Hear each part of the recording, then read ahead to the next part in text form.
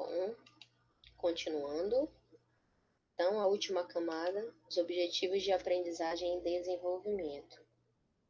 Bom, o planejamento comprometido com a BNCC, ele pode tomar como ponto de partida esses objetivos de aprendizagem e desenvolvimento, construindo condições para as experiências das crianças de determinado grupo etário, então de qualquer um dos grupos etários que eu comentei com vocês no vídeo anterior, bebês, crianças pequenas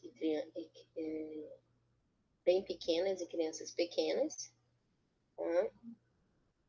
E ao longo do tempo, então desde o bebezinho até as crianças pequenas, né? Nesses três níveis, três etapas, desculpa, desse nível de ensino que é a educação infantil.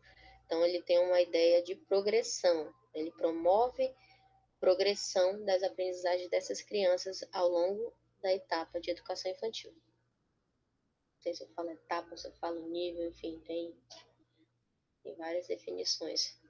Vou falar nível.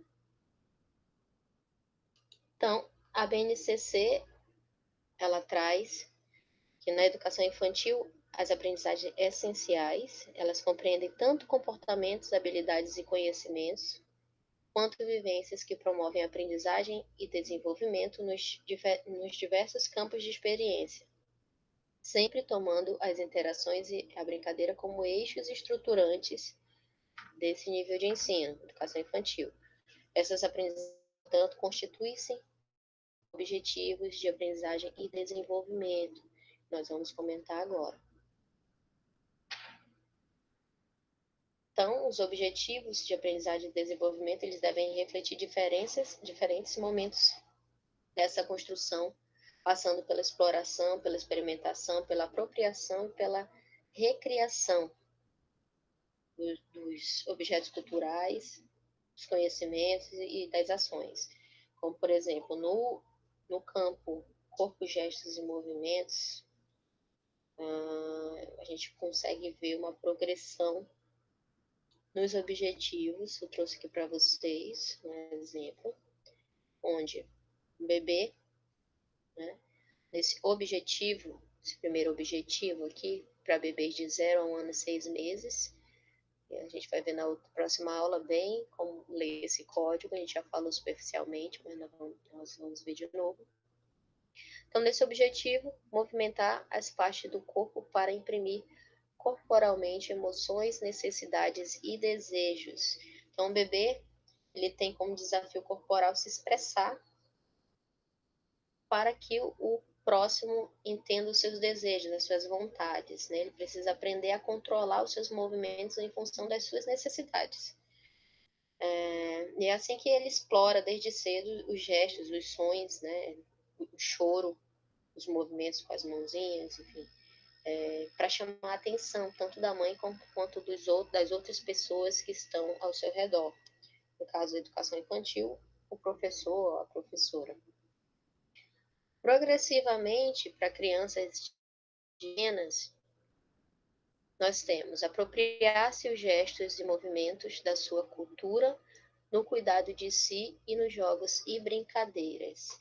Bom, então já as crianças bem pequenas, o domínio do próprio corpo, dos gestos, dos movimentos, ela possibilita experimentar formas culturais de movimentar-se, né? Apropriando-se de gestos da sua cultura, do seu ambiente, né, de onde ela vive, e que se fazem presente nas suas brincadeiras, nos jogos, nas danças, e na forma de interagir com o outro. Isso é muito específico de cada cultura. Então, às vezes, você percebe uma forma de andar diferente, um pular diferente, que é específico de determinadas culturas. Muitos desses gestos e desses movimentos, principalmente para as crianças bem pequenas, essa fase de 1 ano, 7 meses, eles são, a maioria das vezes, imitação dos adultos que estão ao seu redor. Então, como você vê no Rio de Janeiro, uma criança dançando funk, vamos dizer assim, porque vê a irmã mais velha dançar funk, Aqui você vê uma criança muito pequena já dançar boi porque vê os vizinhos dançarem boi, os pais dançarem boi. Então, é muito específico da cultura e é muito por imitação do adulto. Então, as crianças pequenas, que vai de 4 anos a 4 a 5 anos e 11 meses, o objetivo para esse campo da experiência, corpo, gestos e movimentos, criar com o corpo formas especificadas de expressão de sentimentos, sensações e emoções, tanto nas situações do cotidiano quanto em brincadeiras, teatro e música. Então, as crianças pequenas elas já podem ampliar significativamente a consciência do próprio corpo, elas já conseguem interagir com os elementos da sua cultura, que estão presentes nas brincadeiras, na dança, no teatro e na música, que envolve aí os envolvidos no seu contexto.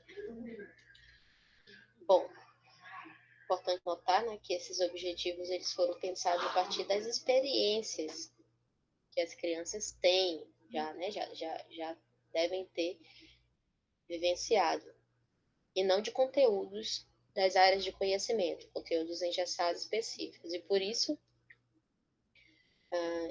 eles apontam para aprendizagens e, ao mesmo tempo, para atividades que envolvem os processos de subjetivação. Em todos os casos, de toda forma, não ocorre, não é de forma natural, não é de forma espontânea que essas experiências acontecem, né? Essas experimentações acontecem. É importante que, para que a aprendizagem ela seja obtida de fato, exige profissionais qualificados e especializados, qualificados e especializados, em que eles consigam promover ambientes de qualidade para que a criança consiga se desenvolver, consiga experimentar, consiga explorar, se organizar no espaço, promover ambientes que favoreçam as crianças o desenvolvimento de qualidade das suas potencialidades, das suas possibilidades. Então, essas aprendizagens e atitudes, elas exigem professores que planejem o seu trabalho. Durante muito tempo, a educação infantil, as instituições de educação infantil, elas foram depósitos de criança. Então, os professores, primeiro que não era exigida a qualificação do professor, não era formação do professor. Então, os professores não sabiam muito bem o que fazer com as crianças, a não ser cuidar. O educar passava longe. Então, é importante que já a BNCC ela traz que para que a gente conseguir atingir nossos objetivos de aprendizagem e desenvolvimento, nós temos que ter profissionais qualificados, especializados, que planejem o seu trabalho, e ampliem o universo cultural dessas crianças, oferecendo, tanto nas creches como na pré-escola, aquilo que só pode ser desenvolvido dentro desse ambiente. Né? Então, não adianta você pegar uma criança que está uma escola de educação infantil, que ela vai vivenciar experiências que ela pode vivenciar em casa. Né? Então, aproveitar que essa criança está com outras crianças da mesma faixa etária dela, aproveitar que não está perto da mamãe, não está perto do papai, e já tem um outro comportamento, né? Só pelo fato de não ter ninguém do seu convívio próximo. Então, experimentar várias situações, aproveitar esse ambiente, situações que ele só vai experimentar nessa situação. Bom, e exige professores que avaliem, que ampliem, desculpa, o universo cultural das crianças, que eu já comentei. Bom, finalizando já, tá, pessoal? Por fim, a BNCC ela também traz a transição para o ensino fundamental. Então, como eu comentei para vocês no primeiro slide, a BNCC ela propõe níveis de ensino, educação infantil, ensino fundamental, ensino médio, de forma progressiva, pensando em uma progressão e não uma quebra. Acabou o ensino infantil, educação infantil, vai para o ensino fundamental, todo aquele conhecimento que foi desenvolvido na educação infantil não vai mais ser considerado ensino fundamental? Não, né? Então, a criança da educação infantil, ela já passa por momentos distintos de transição, como, por exemplo, a transição de casa para a escola, né? Aquele contato direto que ela tinha apenas com as pessoas de casa, agora já não tem mais durante um período do dia. Então já é uma transição, já é uma quebra. Para algumas crianças é até traumática, poderia dizer, dependendo da idade. A transição no interior da instituição, então ela está, vamos dizer, no berçário 1, ela vai berçário 2, ela está no período 1, ela vai período 2, então já tem essa transição, essa troca de professor, às vezes troca de coleguinhas, então já tem essa transição, e a transição, por fim, da educação para o ensino fundamental. E é necessário que esses momentos eles sejam pensados, eles sejam planejados, bem organizados, para que a criança se sinta segura e acolhida durante esse processo de mudança. Não é de qualquer jeito que deve ser feito. Então, a BNCC ela se opõe à ideia que a educação infantil ela é como uma etapa preparatória para a escola. Já não se pensa mais nessa situação. Antigamente, a criança tinha que sair da educação infantil já sabendo ler e escrever. Né? Se obrigava a criança numa alfabetização e numeralização precoce. A BNCC não. A BNCC traz a ideia de que a educação infantil ela tem a finalidade e sentido em si mesma. Ela guarda especificidades que precisam ser atendidas visando o desenvolvimento da criança. Então, a, a BNCC representa a criança, né? Desculpa. Ela deixa de ser vista como uma criança e passa a ser tratada também como ela passa quando ela sai da educação infantil para o ensino fundamental, ela deixa de ser, vamos dizer assim, uma criança, ela passa a ser um estudante, vamos dizer, talvez seja mais compreensível. Ela passa a ter, vamos dizer que, uma rotina mais acirrada, com uma cobrança mais acirrada, por conta do modelo que é a organização curricular do ensino fundamental.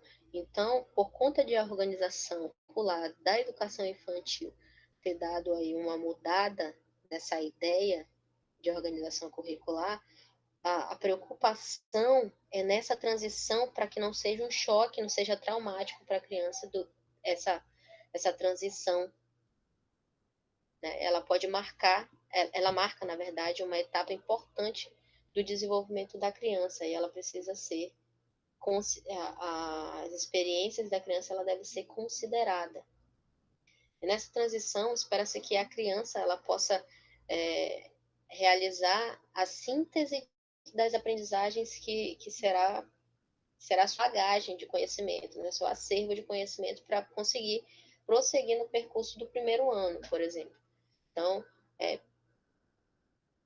vamos lá, trazer essa síntese para vocês. Segundo a BNCC, essa síntese ela deve ser compreendida como um elemento balizador e indicativo de objetivos a ser explorados em todo o segmento da educação infantil e que serão ampliados e aprofundados no ensino fundamental. Então, você já vê aí que está se pensando num link entre os objetivos da educação infantil, que são explorados na educação infantil, que eles vão ser ampliados e aprofundados no ensino fundamental. Então, não é que vai ter aquela obrigação de aprender os números, de aprender as letras, de aprender a escrever, ler e escrever precocemente. Não.